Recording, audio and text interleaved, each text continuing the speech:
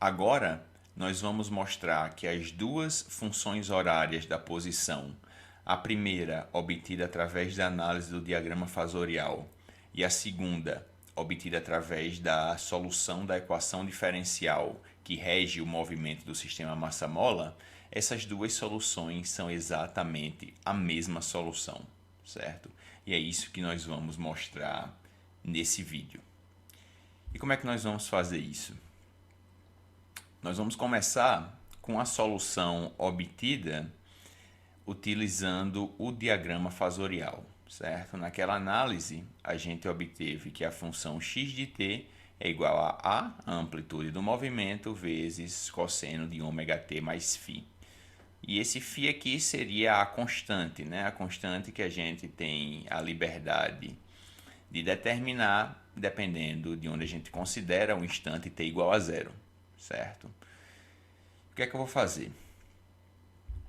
Eu vou substituir dois pontos, tá certo? Dois tempos específicos e ver o que é que eu obtenho dessa função. O primeiro ponto é o mais simples, eu vou substituir t igual a zero. Então, no tempo t igual a zero, o que é que eu tenho? Tenho que substituir zero aqui, vou ficar com ômega vezes zero, que é zero. Então, eu vou ter que x de t igual a zero é a cosseno de φ. O segundo ponto que eu vou substituir é o ponto t maiúsculo sobre 4. T maiúsculo é o período do movimento do sistema massa-mola, certo? É o tempo que demora para o sistema completar um ciclo, ok?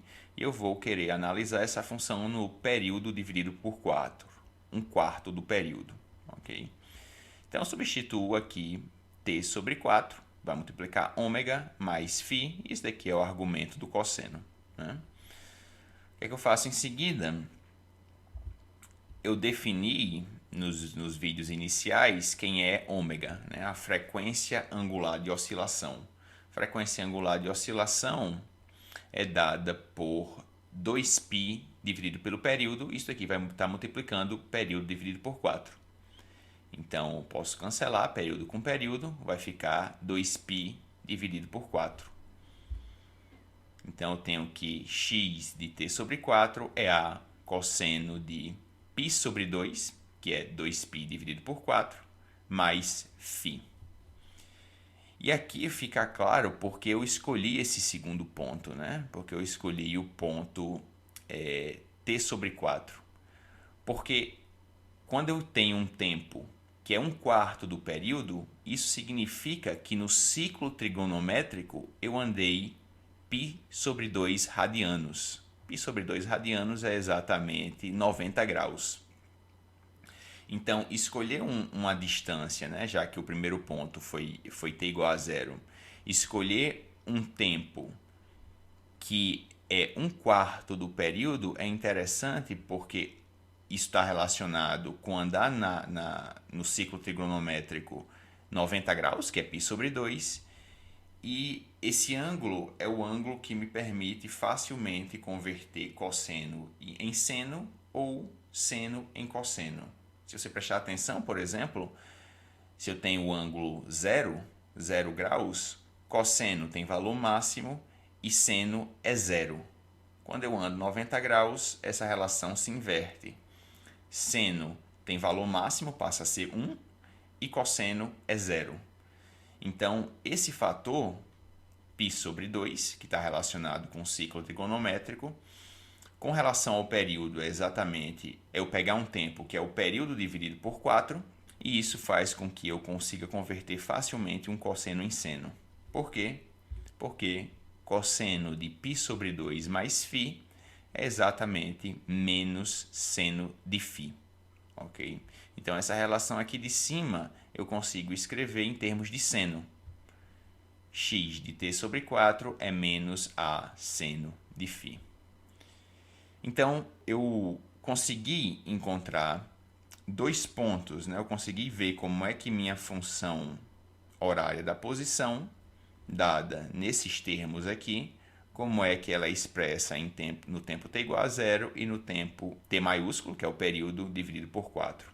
Então, agora eu vou ver como é que minha outra solução se comporta também nesses dois tempos, t igual a zero e t igual a 1/4 do período.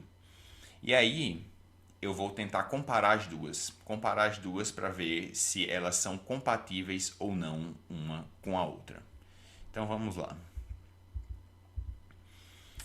Essa foi a solução que eu mostrei no vídeo passado, certo? Essa daqui é a solução geral da equação diferencial que rege o sistema massa-mola oscilando em MHS. Diferentemente da solução passada, onde eu tinha só uma constante que eu conseguiria ajustar, que é a constante φ, aqui eu tenho duas constantes que são ajustáveis, certo? Eu tenho a constante C1, que multiplica o cosseno, e tenho a constante C2, que multiplica o seno. Ok, vamos ver como é que essa função se comporta em t igual a zero e em t igual a 1/4 do período. Então, em t igual a zero é mais simples, né? Vou ficar com t multiplicando esse fator aqui, que vai ser, se t é zero, tudo é zero, nos dois argumentos. Então, vou ficar com C1 cosseno de zero mais C2 cosseno de zero. E o que é que eu vou fazer? Eu vou igualar essa solução à solução que eu obtive anteriormente, para ver como é que eu posso relacionar essas duas constantes, C1 e C2, com o resultado que eu obtive anteriormente, que está incluso nele, né, a constante φ, certo? Que é a constante que é ajustável naquela equação. Então, x de zero é C1 cosseno de zero mais C2 seno de zero.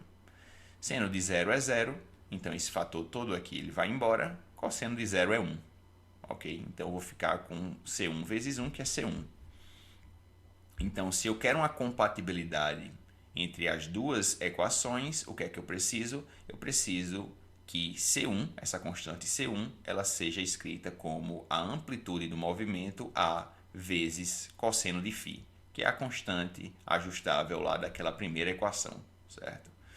Então, esse é o meu primeiro ponto. Eu defini que é a constante C1 se eu quiser ter uma compatibilidade entre as duas equações. Vou escrever que nessa equação aqui, C1 vai ser escrito como a amplitude do movimento vezes cosseno do ângulo de fase φ. Agora vamos ver para outro ponto, né? O outro ponto que eu estava analisando era período sobre 4, T maiúsculo dividido por 4. Nesse caso, o que é que eu vou ter? Eu vou precisar, né, substituir esse argumento aqui, já que isso aqui agora é meu tempo, vou ter que substituir aqui, né, nesse tempo e nesse tempo aqui. Então, a princípio, eu ficaria com C1 cosseno de raiz quadrada de k sobre m vezes t sobre 4, mais C2 seno de raiz quadrada de k sobre m vezes t sobre 4, né, período sobre 4.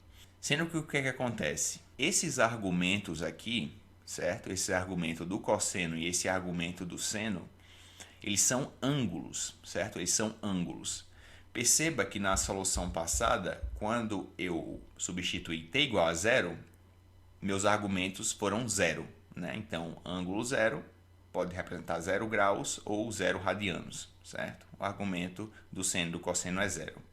Se agora eu estou em um tempo que é 1/4 do período depois, então, se eu estava no ângulo zero, 1/4 do período depois tem que ser um ângulo de 90 graus, π sobre 2, obrigatoriamente, certo?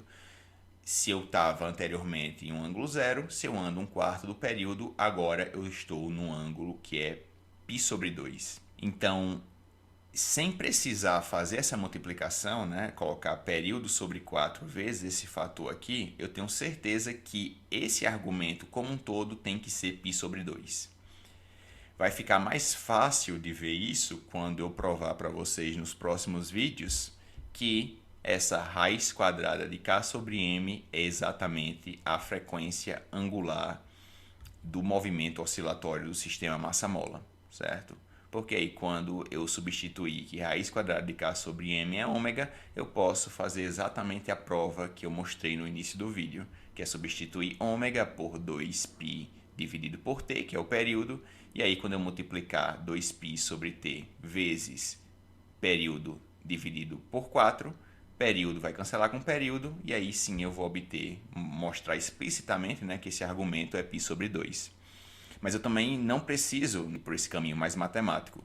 Se o argumento que eu tinha antes, com t igual a zero, era zero, se eu esperar, né, um tempo que é 1/4 do período, no ciclo trigonométrico o meu argumento agora tem que ser π sobre 2, certo? 90 graus. Aí o que é que eu vou fazer? Eu vou agora igualar essa função aqui é o que eu obtive da função anterior, certo? Na função anterior eu obtive que x de período sobre 4, né? Se a gente voltar, x de período sobre 4 é menos a seno de φ.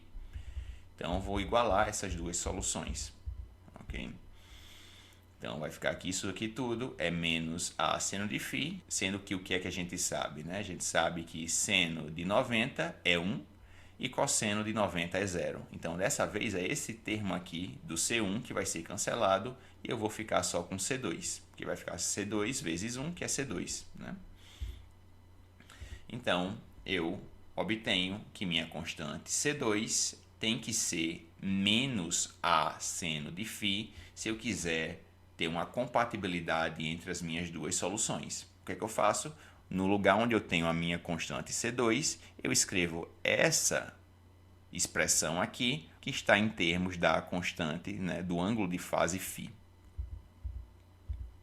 Finalmente, o que é que nós temos? Né? A gente tem essa solução geral em termos das constantes C1 e C2, sendo que eu obtive que para ter a compatibilidade, eu escrevo que C1 é A cosseno de φ e eu escrevo que C2 é menos A seno de φ. O que é que acontece? Eu posso, nesses dois termos, colocar a amplitude em evidência.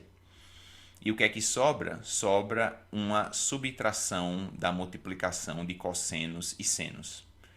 Vai ficar cosseno de φ vezes cosseno de raiz quadrada de k sobre m vezes t, menos seno de φ, seno de raiz quadrada de k sobre m vezes t. Certo? Então, eu tenho uma subtração de cossenos e senos do mesmo argumento, ou dos mesmos argumentos, né? Então, se vocês olharem, isso é uma identidade trigonométrica. Cosseno de A vezes cosseno de B menos seno de A vezes seno de B é cosseno de A mais B. Então, toda essa multiplicação aqui desses dois cossenos menos a multiplicação desses dois senos, que são exatamente os mesmos argumentos, aqui φ e aqui esse argumento que é igual a esse aqui no seno, isso aqui pode ser escrito tudo como A cosseno de raiz quadrada de k sobre m vezes t mais φ.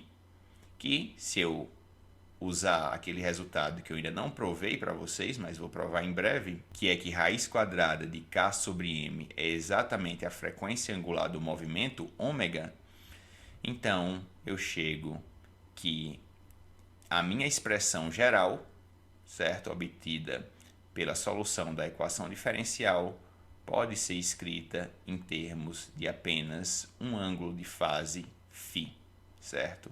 Mostrando que essa solução é exatamente igual à minha solução obtida através da análise do diagrama fasorial.